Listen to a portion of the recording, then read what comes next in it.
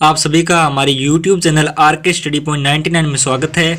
तो आज हम कक्षा 12 का जो राजनीतिक विज्ञान का जो अध्याय है, पहला शीत युद्ध का दौर, उसके बारे में आज मैंने कुछ नोट्स बनाए हैं, तो उन पे हम चर्चा करेंगे। तो इसके अंदर हम देखते हैं प्रथम विश्व युद्ध जो हुआ था वो कब हुआ था, 1914 से 1918 तक। जो द्वितीय विश्व युद्ध हुआ था 1939 से 1945 तक। तीसरे युद्ध की हम बात करते हैं, शीत युद्ध। तो चैप्टर का नाम है शीत युद्ध। अब सभी को पता है युद्ध क्या होता है, बच्चों को भी पता होगा युद्ध क्या होता है। युद्ध लड़ाई झगड़ा। अब इससे पहले जो शब्द लग गया ये शीत, तो इसका पूरा अर्थ ही बदल गया। एग्जाम के अंदर आपसे ये प्रश्न पूछ ले जाए शीत युद्ध क्या है, तो इसके अंदर आप ऐसे लिखोगे, जब दो या दो से अधिक देशों के मध्य ऐसी स्थिति बन जाए कि लगे युद्ध होकर रहेगा। इसमें क्या युद्ध की पूरी संभावना रहती है, युद्ध की आशंका और डर, संघर्ष जारी रहता है, लेकिन युद्ध जो है नहीं होता। मतलब हमें लगता है युद्ध होकर रहेगा और जो संघर्ष है वो जारी रहता है, और हमें डर भी रहता है, हमें तनाव रहता है, पर जो युद्ध है वो नहीं होता।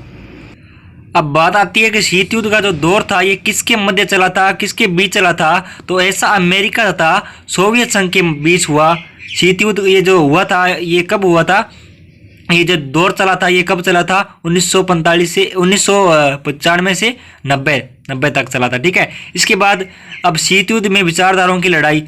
तो इसके अंदर क्या झगड़ा हुआ था, उनके जो विचार थे उनकी लड़ाई हो रही थी। अब देखते हैं, अमेरिका और सोवियत संघ के बीच विचारधाराओं की लड़ाई से तात्पर्य है कि दुनिया में आर्थिक सामाजिक जीवन को सूत्रबद्ध करने का सबसे अच्छा सिद्धांत कौन सा है। इनके दोनों के अलग अलग सिद्धांत थे, वो हम देखते हैं। अमेरिका क्या बोलता था, देखते हैं। जो अमेरिका का क्या कहना था कि पूंजीवादी व्यवस्था दुनिया में बेहतर है। अब हम देखते हैं कि सोवियत संघ क्या कहता था कि समाजवादी जो है वो अर्थव्यवस्था क्या है, सबसे बेहतर है। अब हम देखते हैं कि पूंजीवादी जो है, जो अमेरिका मानता था कि पूंजीवादी व्यवस्था दुनिया के लिए सबसे बेहतर है। तो इसके अंदर हम देखते हैं कि सरकार का हस्तक्षेप जो होता है, तो सरकार का जो हस्तक्षेप होता है वो कम होता है, और व्यापार क्या होता है, अधिक, और निजी व्यवस्था होती है। समाजवादी के अंदर हम देखते हैं कि सारी व्यवस्था सरकार के हाथ में होती है, निजी व्यवस्था का विरोध होता है। अब बात आती है कि शीत युद्ध का कारण क्या था, कि दोनों महाशक्तियां दूसरे विश्व युद्ध के बाद जब एक दूसरे के मुकाबले खड़ी हो गई, अनेक उनके जो बीच क्या है, हथियारों की होड़ शुरू हो गई। यही घटना क्या है, शीत युद्ध का कारण बनी। मतलब और अमेरिका जो था, जो सोवियत संघ जो था, दोनों के बीच क्या हथियारों की होड़ शुरू हो गई। वो कहता है कि मैं ज़्यादा शक्तिशाली देश हूँ, और दूसरा सोवियत संघ क्या कहता था कि मैं ज़्यादा शक्तिशाली देश हूँ। अब प्रश्न है, प्रथम तथा द्वितीय विश्व युद्ध। अमेरिका ने जापान पर परमाणु बम गिराए। अमेरिका ने अगस्त 1945 में जापान के दो शहर जो थे, हिरोशिमा और नागासाकी पर परमाणु बम गिराए। उन बमों के नाम क्या थे आपको याद रखना है। एक का नाम तो लिटिल बॉय था और दूसरे का नाम था फैटमैन। अब जब ये बम गिराए गए थे तो क्या हुआ था कि अमेरिका की आलोचना शुरू हो गई थी। जापान के जो लोग थे वो बोल रहे थे कि जापान तो आत्मसमर्पण करने वाला था, और ऐसे में बम गिराना जो था वो जरूरी नहीं था। फिर अमेरिका ने जवाब दिया कि हम यह चाहते थे कि द्वितीय विश्व युद्ध जल्दी समाप्त हो जाए, आगे का नुकसान ना हो। अब बात करते हैं जो अमेरिका ने जापान पे जो उनके दो शहरों में बम गिराए थे, उसका उद्देश्य क्या था।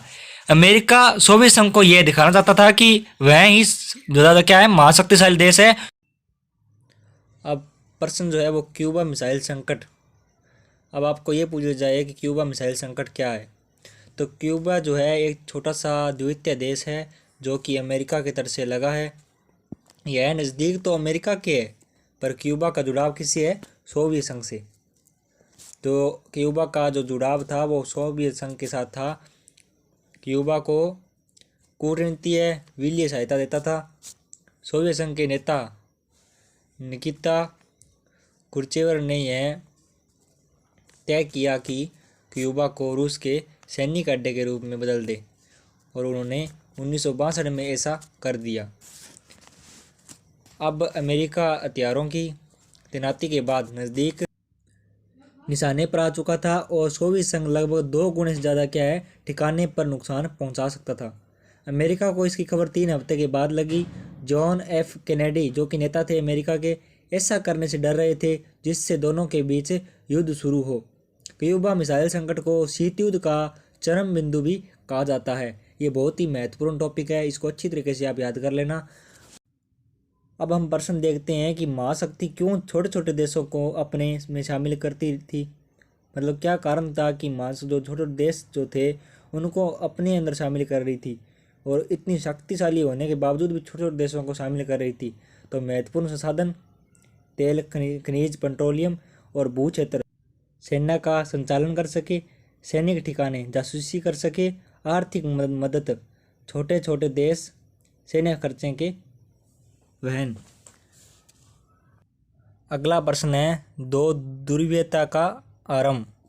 तो क्या थे दो ध्रुवीयता? तो दूसरे विश्व युद्ध के समाप्त होते ही अमेरिका तथा सोवियत संघ ने दुनिया को 2 गुटों में बांट लिया। विश्व 2 ध्रुवों में बंट गया। यही क्या है? 2 ध्रुवीय विश्व है। जो बंटवारा जो था सबसे पहले यूरोप महाद्वीप से शुरू हुआ। अब इसको जो है ये समझाने की कोई ज़रूरत भी नहीं है, ये आप अच्छी तरीके से देख लो और अच्छी तरीके से याद कर लेना। उसके बाद अमेरिका संगठन नाटो के बारे में लिखो। अब नाटो जो क्या था ये भी हमें जानना ज़रूरी है। भी नाटो क्या था? ऐसे आ सकता है भी नाटो का पूरा नाम बताइए, तो आप लिख सकते हो। स्थापना कब हुई? 1949। उसके बाद हम बात करें हैं कि सोवियत संघ संगठन वार्सा के बारे में।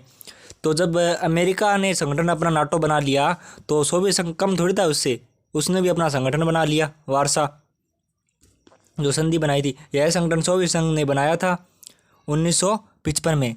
उद्देश्य इसका ये था कि नाटो का मुकाबला करना, जो अमेरिका ने जो बनाया था ना संगठन उसका मुकाबला करना। उसके बाद सेंटो और इसका जो नाम है वो उसकी फुल फॉर्म जो है वो दी हुई है नीचे, आप अच्छी तरीके से इसको याद कर लेना। एग्ज़ाम के अंदर एक प्रश्न आ सकता है 1-2 नंबर का, तो अच्छी तरीके से इसको याद कर लेना। आज के लिए बस इतना ही। जल्द ही आपके लिए जो अगला अध्याय है वो लेकर आऊँगा। धन्यवाद। अगर अभी तक आपने हमारा यूट्यूब चैनल सब्सक्राइब नहीं किया है तो सब्सक्राइब कर लीजिए और बेल आइकन कर दीजिए प्रेस। धन्यवाद।